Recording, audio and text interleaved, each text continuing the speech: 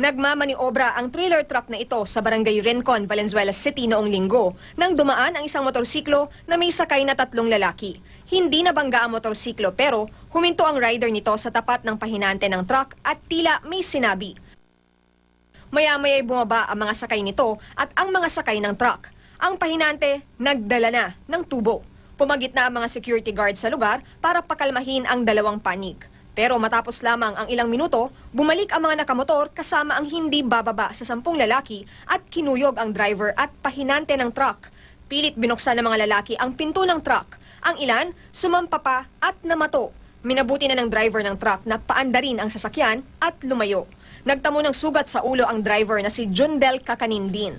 Nabasag naman ang mga salamin ng truck. Sinabihan ko sa sir, tabi kayo kasi atras kami, maatrasan kayo dyan. Sabi sa akin, ano? Bakit? So, umiwas siya, dumikit siya sa driver. So, yun na yung pinagmumura. Ka, sabi po sa akin.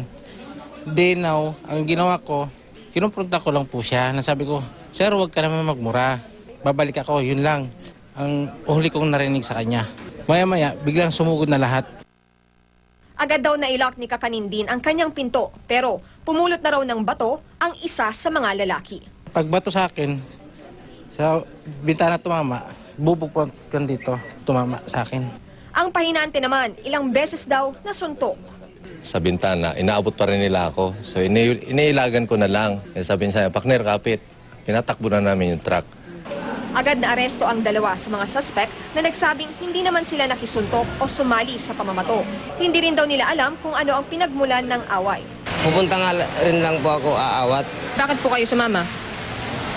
Sabi po kasi nung nag-aaway na po daw sila eh.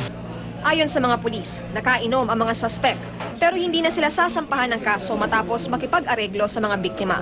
15 suspect pa ang pinaghahanap na mahaharap sa reklamong physical injuries, malicious mischief at grave threat. Paalala ng mga pulis sa mga motorista. Pagka nagmamaneho tayo, kaunting lamig lang, pasensya. Victoria Tulad, Nakatutok, 24 Oras.